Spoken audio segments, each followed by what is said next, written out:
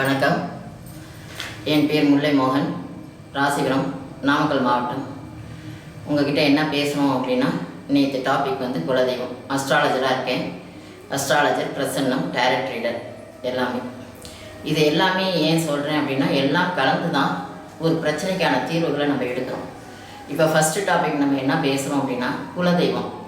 குலதெய்வத்தை பற்றி நிறையா பேர் பேசியிருக்கிறாங்க. குலதெய்வம்னா யார், குலதெய்வம் எப்படி வந்தது, குலதெய்வத்தின் வழிபாடுகள் என்ன அப்படின்னு எல்லாருமே சொல்லிகிட்டே வரும். அப்படியா பார்க்கும்போது பார்த்திங்கன்னா, குலதெய்வம் அப்படின்னா நம்ம குலத்தில் வந்தது அப்படின்னு ஒரு வார்த்தையில் முடிச்சிடும். நம்ம குலத்தில் வந்தவங்க மட்டுமே குலதெய்வம் இல்லை, நம்ம குலத்தை காத்தவங்க அத்தனை பேருமே குலதெய்வம் தான். அவங்க தெய்வமாக, மோட்சத்துக்கு போகாத தெய்வமாக நின்று நமக்கு வந்து வழிகாட்டினவங்க தான் குலதெய்வம். நமது முன்னோர்கள் வழி வழியாக கும்பிட்டு அவங்க அதன் மூலம் பலன் கண்டு அதன் மூலமாக நமக்கு வழிகாட்டி, இதுதான் உன் குலதெய்வம் உனக்கு வழிகாட்டும் அப்படின்னு சொல்லி காட்டின ஒரு வழிகாட்டுதல் தான் வந்து குலதெய்வம். நம்மளுடைய எந்த ஒரு பிரச்சனையாக இருந்தாலும் நம்ம யார்கிட்ட அப்பா அம்மாட்ட சொல்கிறதுக்கு தயங்கினாலும், தாத்தா பாட்டி, நம்மளுடைய நண்பர்கள், கூட்டாளிகள், நம்மளுடைய பிள்ளைகள், யார்கிட்ட வேணாலும் சொல்கிறதுக்கு தயங்கலாம்.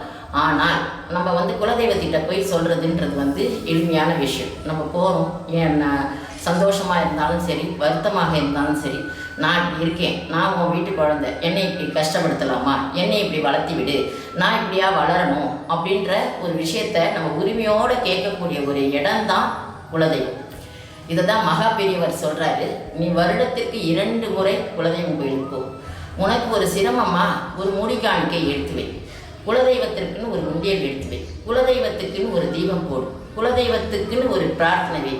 உன் முன்னோர்களுக்கு வழிகாட்டின தெய்வம் உனக்கும் வழிகாட்டும் அப்படின்னு காஞ்சி மகா பெரியவா சொல்லியிருக்கிறார். அப்போது எந்த அளவுக்கு அவரே மிகப்பெரிய மகான், அவரே தான் காமாட்சி, அவரே தான் தெய்வம் அப்படின்னு சொன்ன அவரே என்னையை வந்து வணங்குன்னு அவர் சொல்லலை, நீ உன் குலதெய்வத்தை போய் வணங்கு அப்படின்றதான் சொல்லியிருக்கார். குலதெய்வத்துக்கு செய்யக்கூடிய வழிமுறைகள் விடுபடாமல் செய்துக்கிட்டே இருக்கேன், ஆனால் எனக்கு வளர்ச்சி இல்லை. முன்னோர்கள் ஆசீர்வாதம் இருந்தால் மட்டும்தான் உங்களுக்கு இது 2மே வந்து வழிமுறை.